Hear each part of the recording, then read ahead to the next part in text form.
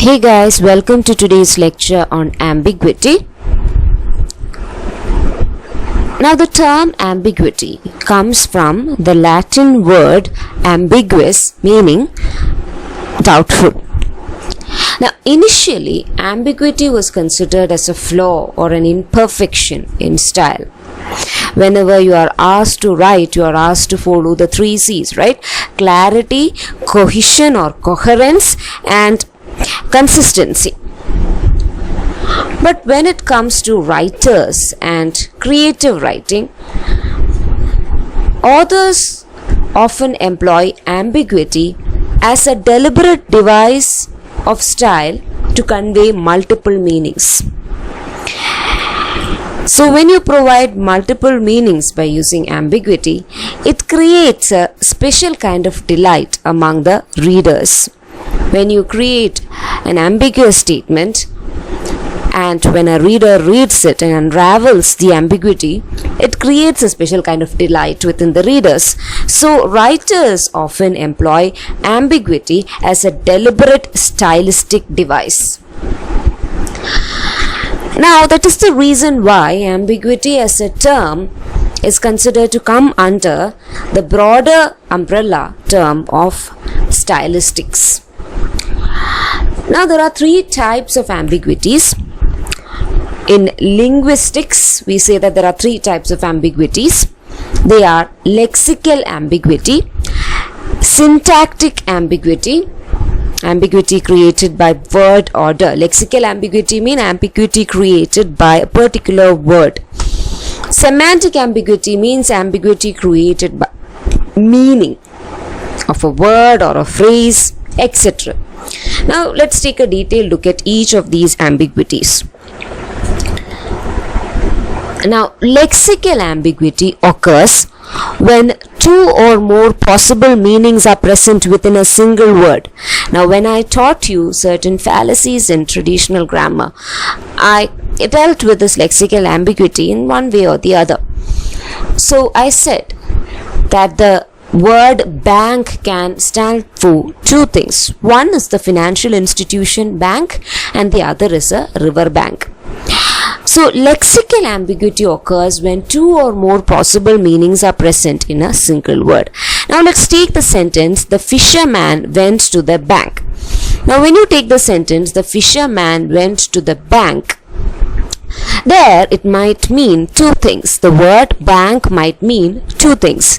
One is a river bank and the other is a financial institution, which is a bank. So this is known as lexical ambiguity, where a word can give out 2 or more possible meanings. I hope that it was clear. Moving on to semantic ambiguity.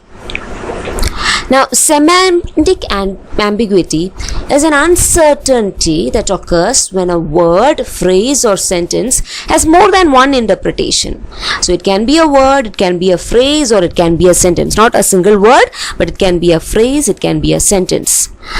Semantic ambiguity is an uncertainty that occurs when a word or phrase or sentence is open to multiple interpretation. An example is, let's consider the sentence or the statement, Ram kissed his son and so did John. Now this word is semantically ambiguous. The meaning seems to create multiple interpretation. It seems to create 2 different meanings. Ram kissed his son and so did John. It may mean that Ram kissed his son and John too kissed Ram's son.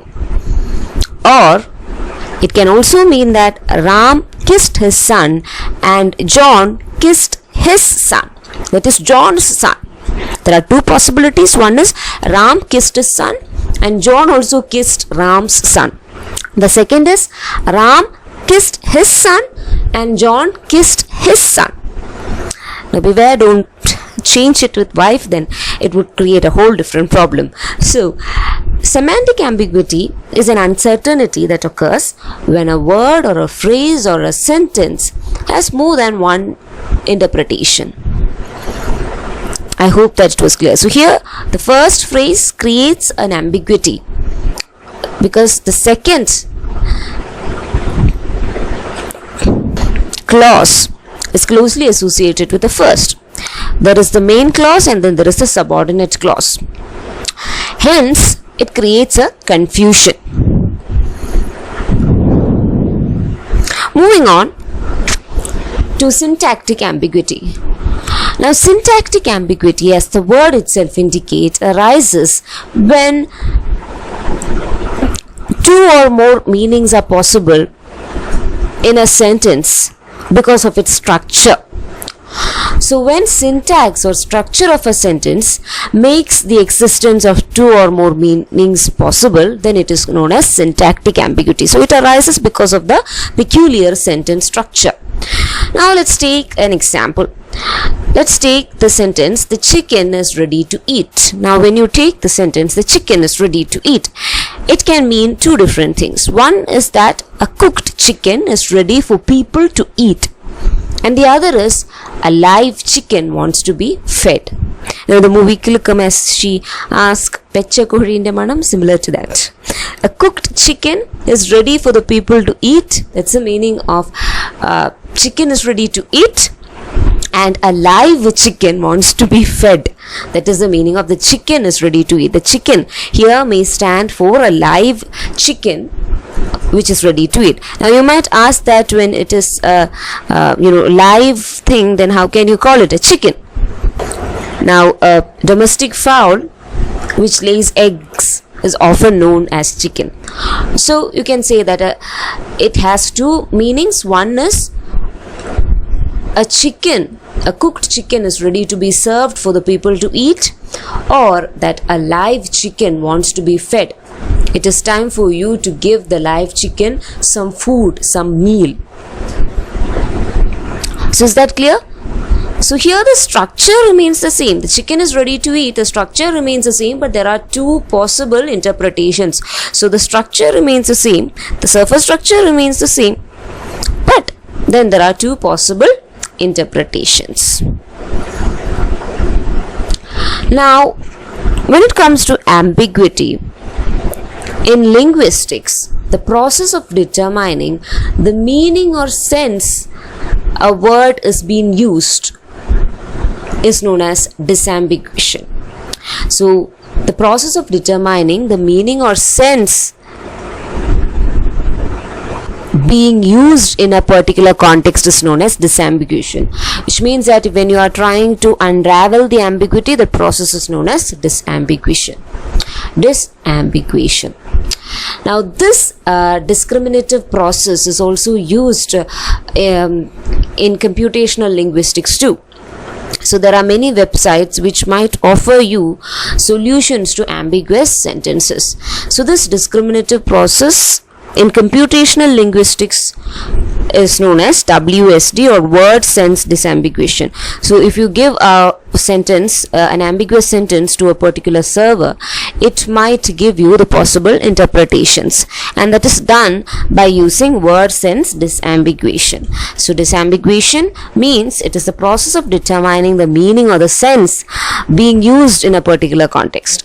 So what is the sense or what is the meaning of a word being used in a particular context? When we unravel it, then that's known as disambiguation, opposite to ambiguity or doubtfulness.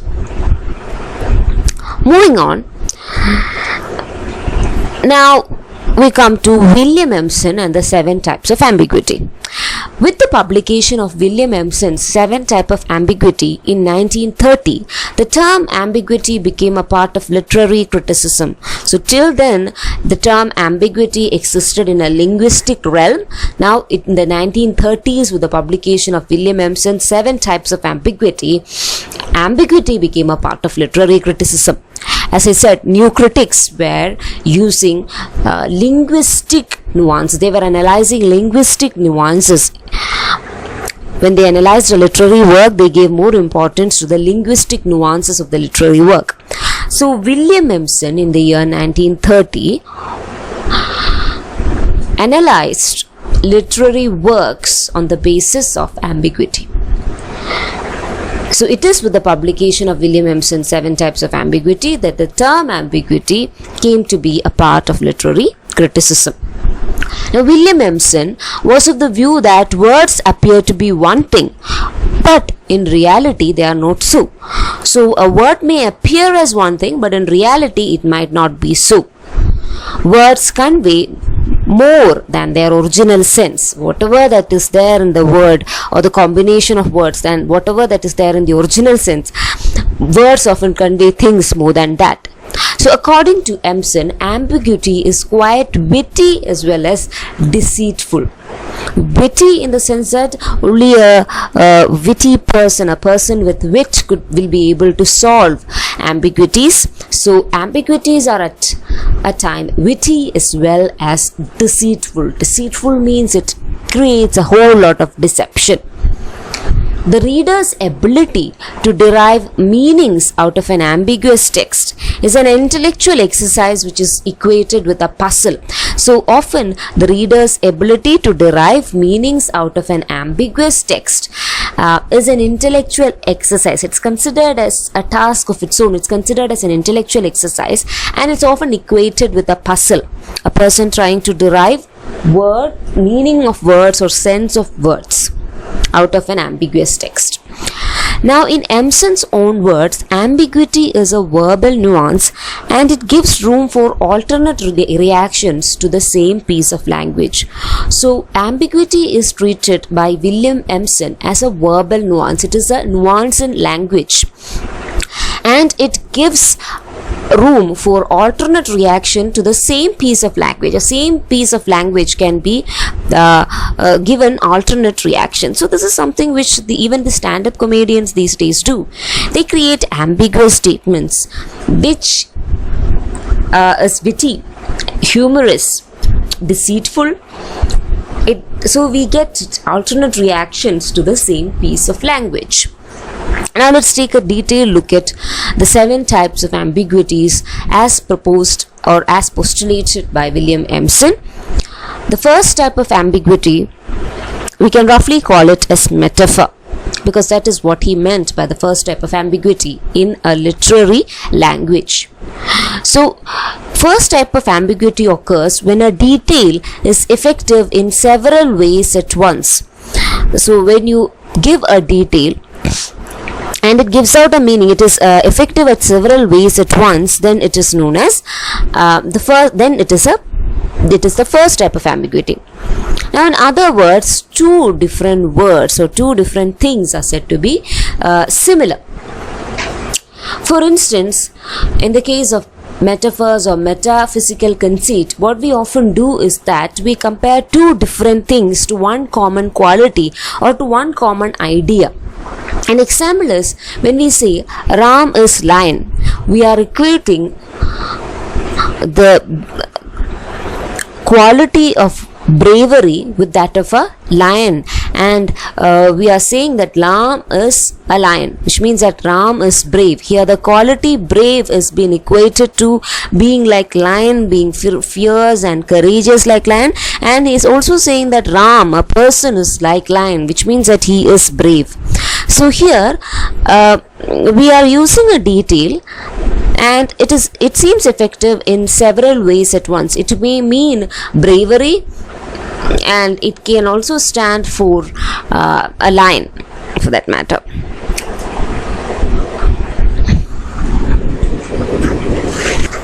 A second example is when a person says the news was like a dagger for him, or the news was a dagger for him.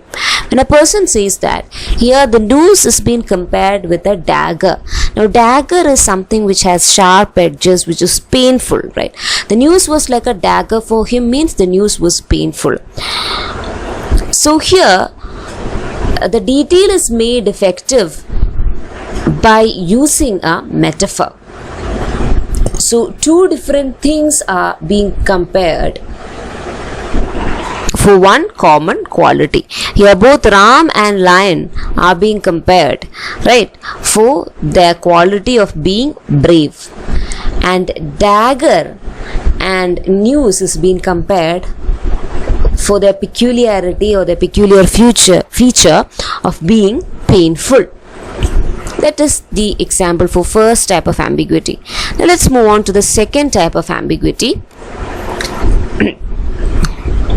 Now the second type of ambiguity occurs when two or more alternate ideas are resolved into one. So we can also see it as to state it simply, we can say that it is opposites making a new idea. So two or more alternate ideas can resolve into one, can become one. So in the first type of ambiguity, we saw how two different things are compared for one common quality, whether two different things, Ram and Lion, are being compared for one common quality, which is bravery. Now in the second type of ambiguity, two or more alternate ideas are resolved into one. So two or more alternate ideas are taken together, and together they give out a new idea. Now it could mean that you are using more than two metaphors at once, or two metaphors at once. If you are using two metaphors, or if you are using different metaphors at once, and the two metaphors are totally different, then the second type of ambiguity occurs. Example is, swiftly the years pass beyond recall, solemn stillness of the spring morning. Here again, please read carefully. Swiftly the years passed beyond recall. So the poet here is talking about something. The years passed swiftly, that is quickly, beyond recall. The person cannot even remember how the time has passed. Swiftly the years passed beyond recall. So 1 year back we were all in uncertainty, right? We were facing the lockdown, and now swiftly the year passed beyond recall. Now we cannot even think about the situation that was there in the beginning. But the second lines again, solemn stillness of this spring morning. Now again there is another concept. There is a stillness to spring morning. Now see, swiftly and stillness are two different ideas, and swiftly the years and solemn stillness, these words are used to indicate the idea of time, or the concept of time. Now when something happens, something eventful happens, years pass quickly. But when you are brooding, or when you are thinking about something, or when you are waiting for something, then time passes rather slowly, in a solemn, still manner. So here, swiftly the years passed beyond recall, solemn stillness of the spring morning. So here time is referred to as being quick as well as being solemn, still. So we are using two different metaphors here to mean one thing, to mean one idea, that of time. Time can at times move swiftly, and time can also be solemn, still. So both these lines are opposite in their meaning, but they refer to the concept of time. They refer to the idea of time. So here two alternate ideas, one that of the quick pace of time, and the other that of the slow movement of time. Both is being contrasted and juxtaposed with each other to give out a new meaning, or to give out, and it resolves into one, that is the concept of time. I hope that it was clear. Moving on to the third type of ambiguity. Now the third type of ambiguity is also known as pun. Here two apparently unconnected meanings are given simultaneously. So two different meanings are there, and they are totally unconnected, but they are given simultaneously. Two ideas connected through a context can be given in one word simultaneously to two different ideas, but they carry the same context, and it is connected by using one word. It's given by using just one word. Let's take the example of this sentence, life depends upon the liver. So the word life depends upon the liver, it can mean two different things. So life depends upon the liver. It can mean the organ that's there on your body. So you live a happy life if you have a healthy liver. It can also mean life depends upon the liver, the person who lives. life depends upon the liver, the person who lives. So there are two unconnected meanings, right? One is the organ liver and the other is the act of living. So the organ liver and the act of living occur simultaneously here. It is given simultaneously and it is indicated using just one word, that is liver. Okay, there's two contexts, the two different contexts and the two unconnected meanings occur simultaneously, and it is expressed using just one word, which is the liver. Another popular example is a leopard doesn't change its spot. Now here the spot may mean the blotches on the skin of the leopard. Leopard in the skin blotches prints. So a leopard doesn't change its spot mean the leopard doesn't change. Unlike human beings who can change their blemish through plastic surgery, a leopard cannot change its spot. Another meaning is that a leopard always stays in one territory. It is territorial. It does not change its spot, the place in which it rests. So a leopard is territorial. It does not change its spot. Like Sheldon Cooper, the leopard doesn't change its spot. So here two unconnected meanings occur simultaneously. So two ideas connected through context can be given in one word. So two different ideas and it is connected by the context, and it is expressed using just one word, that is known as pun. So life depends upon the liver. Life, the life that you have, it depends upon the organ, which is the liver, or life depends upon the liver, the person who lives it. A leopard doesn't change its spot. A leopard doesn't change the blotches of his skin. Or a leopard is territorial, it won't change its position. So this type of ambiguity is known as the third type of ambiguity, and it is popularly known as pun. Now moving on to the fourth type of ambiguity, and this is a Freudian slip. Now the alternate meanings combine to make clear a complicated state of mind of the author. Now at times the author will be in a turmoil, emotional turmoil, when he is sitting there and writing. So here alternate meaning, two different meanings combined together, they come together to make clear a complicated state of mind of the author. Now words often produce abstract thought. That is another way of expressing it. Now let me give you an example. Now these are commonplace examples. So if a question is being asked, a person is asking another person, what are you doing? Suppose I am asking my friend, what are you doing? And she says, I am lying for the time being. I am lying for the time being. Here lying can mean that I am taking rest, I am lying on the floor, or I am lying on the sofa for the time being. Or it can also mean that she is lying to me. She is telling a lie to me. Kallam parayunnu ennoru meaning avade varum. So two indeterminate meanings are possible. You are not sure to take the first meaning or the second meaning. Should I take the first meaning, which means she is lying on the sofa, she is lying on the couch, or should I take the second meaning, which means that she is lying to me, she is telling a lie? So alternate meanings combine to make clear a complicated state of mind of the author. So when the author writes this, it makes clear the complicated state of mind of the author. At times it happens, right? It is known as a Freudian slip. Sometimes we say things that are there in our mind, but we say it out, we blurt it out loud without ever thinking about it. In a non-conscious or a subconscious way, we'll be thinking about it and then we'll blurt it out.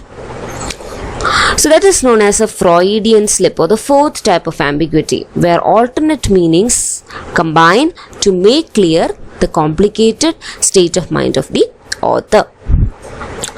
Moving on to the fifth type of ambiguity. Now this is a bit confusing and I've used literary language to express it. Now the fifth type of ambiguity is what William Empson called a fortunate confusion.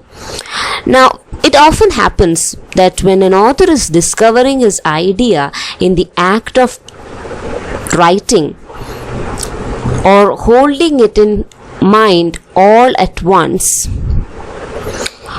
So, fortunate confusion, as when the author is discovering his idea in the act of writing. So the author is writing about something and he is discovering or he is encountering the idea for the first time. So he is holding it on his mind all at once and he is not fully able to express it. So on the act of writing, he is holding an idea on his mind and he is not fully able to express it. Now there is a simile which applies to nothing exactly but lies halfway between two things when the author is moving from one to another. So sometimes there are similes. There is a simile and it does not apply to anything in particular. Sometimes an author might introduce a simile. It does not apply to anything in particular and it would hang there suspended between two things. While the author is moving from one thought to another, one simile will be there. So again, it will hang there halfway suspended and it does not mean anything in particular. Now let's take, for example, this famous lines from Measure for Measure, written by William Shakespeare. Our natures do pursue, like rats that raven down their proper bane, a thirsty evil, and when we drink we die. So in short, these lines can be translated or paraphrased as follows. Like rats gobbling up rat poison, we have a thirst for harmful things, for evil, and when we drink them we die. So here what are the metaphors that are being used? So here, like rats that raven down their proper bane. So here human beings are referred to or are compared to rats who consume or who gobble up rat poison. So human beings are like rats who consume rat poison. Now proper bane here can mean the bane or the poison which is fit to kill the rat, or it can also mean a natural thing. Okay, so the word bane here can mean a proper bane can mean a proper curse for killing a rat. Proper bane for killing a rat, suitable for killing rats. Or it can also mean something which is natural. Proper means something which is right and natural, right? So here it can mean that human beings often drink poison, or they feed themselves with poison, like rats naturally eat phosphorus or rat poison. Rats വളരെ natural ആയിട്ടാണ്, proper ആയിട്ടാണ് ഈ ഒരു rat poisonനെ കഴിക്കുന്നത്. And similar to that, human beings tend to consume whatever that is evil for them. Now these lines were used to refer to the passion called lust. Now anything in excess is not good for health, right? So even lust is not good for health. And now one interpretation says that here Shakespeare is referring to lust when he says when he talks about the thirst. Here the thirst refers to lust. So here again, the first is a simile which is concerned with rats and poison, and you need to remember that it was a time in which rat poison was just being invented, and he was using this image which was commonplace, and poisons were designed to prevent rats from dying in wooden panels. So that is, if a rat dies in a wooden panel, then the stench would last for long. So poisons were created so that the rat would eat this poison and die somewhere outside. So it is a not a it is a visual imagery which was commonplace at that time of using rat poison. But here he is also using another kind of image, that of being thirsty, and water is being given to you. Now water is never poison, right? Whenever you feel thirsty, you immediately drink water. You don't drink anything else. So water here is also referred to as poison. So the thirst of man for water is being compared to poison. So the thirst of man to something as natural as lust, or something as natural as sex, is referred to as rat poison. So again, something as abstract as lust is compared to rat poison. lust, natural thing that people seek out, thirst, and poison that rats gobble up. So it is ambiguous. We don't know whether the proper bane is a reference to poison or is it a reference to water. So that is there. And that is the fifth type of ambiguity, and it's known as a fortunate confusion, where the author is discovering his idea in the act of writing or holding all these ideas in his mind all at once. Now there is a simile which applies to nothing exactly. So here the proper being, the simile, it does not apply to either poison, or it's not pointed out that it applies solely to rat poison. So here bane can either refer to rat poison or it can also refer to water, but it's not made clear. Nothing is made clear, and that's the fifth type of ambiguity. And it occurs because the writer is in the act of discovering the idea, and his metaphors lies somewhere halfway, and when he tries to jot it down, when he tries to express his idea as moving from one to another, his metaphors fall short halfway. That is known as the fifth type of ambiguity. Hope that it was clear. Moving on to the sixth type of ambiguity, and it is often in common parlance known as the fill-it-in ambiguity. Now, what is said is contradictory or irrelevant in sixth type of ambiguity. So something is said, but it is contradictory and irrelevant, and the reader is forced to invent interpretation. So it is up to the reader to come up with interpretation. So something is said which is contradictory, and the reader should come up with interpretations. Now this occurs when a statement informs nothing and the readers are forced to invent inferences of their own. So it does not even mean anything. Sometimes certain statements does not mean anything, or it does not inform anything, but the readers are forced to invent inferences of their own. They are forced to invent concrete inferences of their own from the abstract. Now an example would be, if a teacher comes to the room and says that I.A. Richards is over, you can get two inferences from it, right? One is that the portion of I.A. Richards is over, or it can also mean, by context, it can also mean that I.A. Richards, the person, is dead. So there are two different ways in which the same statement can be interpreted by the reader, and it's not likely that the reader's idea should match with the author, because at times there is a conflict between what the author intended and what the reader understood. It is known as filling it in, where the author is giving out contradictory or irrelevant ideas and the reader is forced to invent interpretations, or the reader is forced to invent inferences, and the inferences that the reader makes is often in conflict with what the author intended. Author intended meaningil നിന്നും എപ്പോഴും കോൺഫ്ലിക്റ്റിലായിരിക്കും reader infer ചെയ്യുന്ന info എന്ന് പറയുന്നത്. That is the sixth type of ambiguity. Moving on to the seventh type of ambiguity, and this is popularly known as binary opposition. Now, binary oppositions are full of contradiction, that a full contradiction marking a division in the author's mind. So whenever an author sits and writes about something, two different images or two different words might conjure up on his mind. So these oppositions create a basic division on the author's mind. Let's take for that matter a sentence or a phrase like 2% white. So if an author writes that the baby was 2% white, then it means that the baby was very black and the baby had a shade of grey.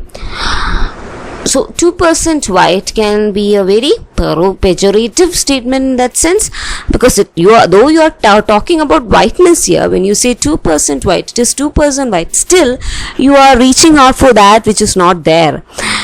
When you are talking about 2% white, your thought immediately goes to not the whiteness but to the darkness that exists there. Similarly, whenever an author writes about night, he often thinks about the opposite, which is the day. Whenever it represents a male, then there will be always a binary opposite, which is the female. Similar to the white, there is black. So when someone says that a particular wall is painted as 2% white, then it means that it is a darker shade of grey. 2% white means darker shade of grey. So it is full of contradictions, and it marks the division that is there in the author's mind. Now, William Empson surprisingly referred to it as a tension which is too big to tame. So this was an ambiguity which was rather difficult to tame, which was rather difficult to understand, because whenever we hear one word, even if it is an author, he immediately conjures up the opposite of that word. Okay, so it marks the contradiction that is there within the author's mind. Whenever we hear about black, we immediately think about white. Whenever we think about east, we immediately think about west. And it shows the contradiction or the split or the division that is there in the author's mind. That is the seventh and final type of ambiguity, popularly known as binary oppositions. So even when you say that I'm thinking about one thing, in reality you might be thinking about another thing. Now, in conclusion, we might say that new criticism is able to analyze the varied complexity of artistic language. It is able to analyze all the complexities of written language, and M.H. Abrams postulates that overemphasis on ambiguity or close reading or similar type of styles in a literary work or an art would often lead to over reading. So when you go deeper and deeper into the text, then it would lead to over reading. You will be over reading it and you will be overdoing it. You will be coming up with new interpretation for each and every word. So M.H. Abrams said that there should be a kind of regulation on the kind of reading that we make on a text. On that note, we come to the end of the lecture. We shall discuss rhetoric in another lecture. Thank you for listening. Now with this, we have come to an end to the lecture series on stylistics. Thank you.